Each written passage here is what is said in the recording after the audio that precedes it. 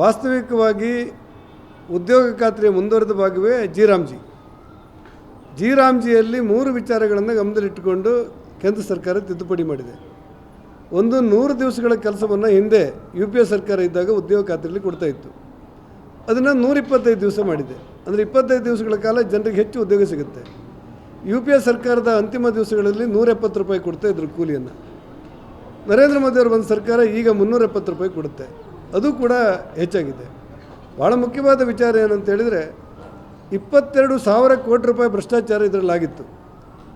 ಪಶ್ಚಿಮ ಬಂಗಾಳ ಸರ್ಕಾರ ಮತ್ತು ಕೆಲವು ಸರ್ಕಾರಗಳು ಸೇರಿದಂತೆ 22,000 ಕೋಟಿ ರೂಪಾಯಿ ಭ್ರಷ್ಟಾಚಾರ ನಡೆದ ಹಿನ್ನೆಲೆಯಲ್ಲಿ ಅದಕ್ಕೆ ಒಂದಿಷ್ಟು ಪಾರದರ್ಶಕತೆಯನ್ನು ತರಬೇಕು ಮತ್ತು ರಾಜ್ಯಗಳಿಗೂ ಸ್ವಲ್ಪ ಜವಾಬ್ದಾರಿ ತಗೊಳ್ಬೇಕು ಅನ್ನೋ ಕಾರಣಕ್ಕೆ ಈ ಜಿ ರಾಮ್ಜಿ ಯೋಜನೆಗೆ ತಿದ್ದುಪಡಿಯನ್ನು ಮಾಡಲಾಗಿದೆ. ಮಾತಾಡ್ತಾ ನಾವು ಹೆಸರು ಬದಲಾವಣೆ ಮಾಡಿದ್ದಕ್ಕೋಸ್ಕರ ನಾವು ಕೋರ್ಟಿಗೆ ಹೋಗ್ತಾ ಇದ್ದೇವೆ ಅಂತೇಳಿ, ಹಿಂದೆ UPA ಸರ್ಕಾರ ಇರುವಾಗಲೂ ಕೂಡ ಕರ್ಮಶ್ರೀ ಯೋಜನೆ ಅಂಥೇಳಿ ಪಶ್ಚಿಮ ಬಂಗಾಳ ಸರ್ಕಾರ ತಂದಿತ್ತಾಗಲೂ ಕೂಡ ಆ ಹೆಸರನ್ನ ಮಹಾತ್ಮ ಗಾಂಧಿದೇ ಇಟ್ಟಿರಲಿಲ್ಲ.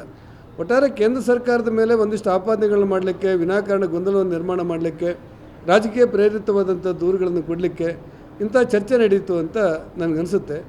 ನಾನು ಈ ಮೂಲಕ ರಾಜ್ಯ ಜನತೆಯಲ್ಲಿ ವಿನಂತಿ ಮಾಡೋದು, ಸ್ಪಷ್ಟನೆ ಕೊಡೋದೇನೆಂದರೆ, ಜಿ ರಾಮ್ಜಿ ಯೋಜನೆಯನ್ನು ಕಾಯ್ದೆಗೆ ತಂದಿರುವಂಥದ್ದೇ ಮೂಲ ಉದ್ದೇಶವೇ ಬಡವರಿಗೆ ಹೆಚ್ಚು ಕೆಲಸಗಳನ್ನು ಸಿಗಬೇಕು, ಕೂಲಿಗೆ ಹೆಚ್ಚು ಭದ್ರತೆ ಸಿಗಬೇಕು, 15 ದಿವಸದೊಳಗೆ ಕಾಯ್ತಿರುವಂಥ ಕೂಲಿ 7 ದಿವಸದಲ್ಲಿ ಸಿಗಬೇಕು ಮತ್ತು ಪಾರದರ್ಶಕವಾಗಿ ಸಾರ್ವಜನಿಕ ಹಣ ವಂಚನೆ ಇಲ್ಲದಿರುವಂತೆ ಕೆಲಸಗಳಾಗಬೇಕು ಅನ್ನೋ ದೃಷ್ಟಿಯಲ್ಲಿ ಇದನ್ನು ಮಾಡಲಾಗಿದೆ.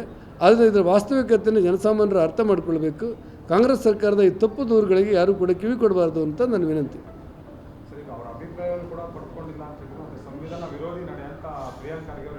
ಅಲ್ಲ, ಪ್ರಿಯಾಂಕಾ ಖರ್ಗೆ ಅವರು ಗ್ರಾಮೀಣಾಭಿವೃದ್ಧಿ ಮಂತ್ರಿಗಳಾಗಿ ಯುವಕರಾಗಿದ್ದವರು. ನನಗೆ ಗೊತ್ತಿರುವಂತೆ ಕೇಂದ್ರದ ಗ್ರಾಮೀಣಾಭಿವೃದ್ಧಿ ಮಂತ್ರಿಗಳು VCಯಲ್ಲಿ ಅವ್ರನ್ನ ಕರೆದು ಮಾತಾಡಿದ್ದಾರೆ.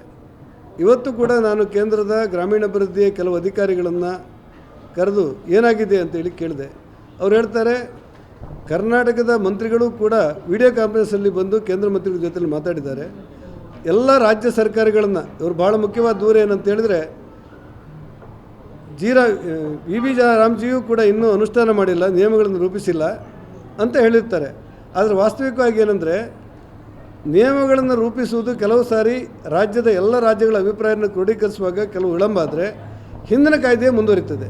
ಹಿಂದಿನ ಕಾಯ್ದೆ ಈಗಲೂ ಕೂಡ ಮುಂದುವರಿತಾ ಇದೆ. ಅದೇ ರೀತಿ ಹಣ ಬಿಡುಗಡೆ ಮಾಡ್ತಾಯಿದೆ.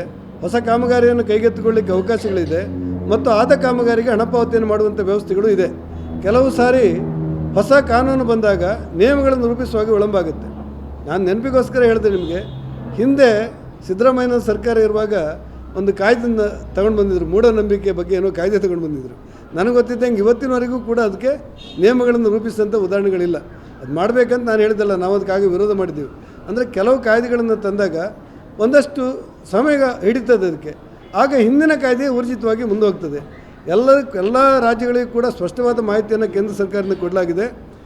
ಜಿ ರಾಮ್ಜಿಗೆ ನಿಯಮಗಳನ್ನು ರೂಪಿಸುವ ಸ್ವಲ್ಪ ವಿಳಂಬ ಆದರೆ ಹಿಂದಿನ ಕಾಯ್ದೆಯೇ ಮುಂದುವರಿಯುತ್ತದೆ. ಎಲ್ಲರೂ ಕೂಡ ಸಹಕಾರ ಕೊಡಬೇಕು ಮತ್ತು ಅನುಕೂಲಗಳನ್ನು ಪಡ್ಕೊಳ್ಬೇಕು ಅಂತ ಹೇಳಲಾಗಿದೆ.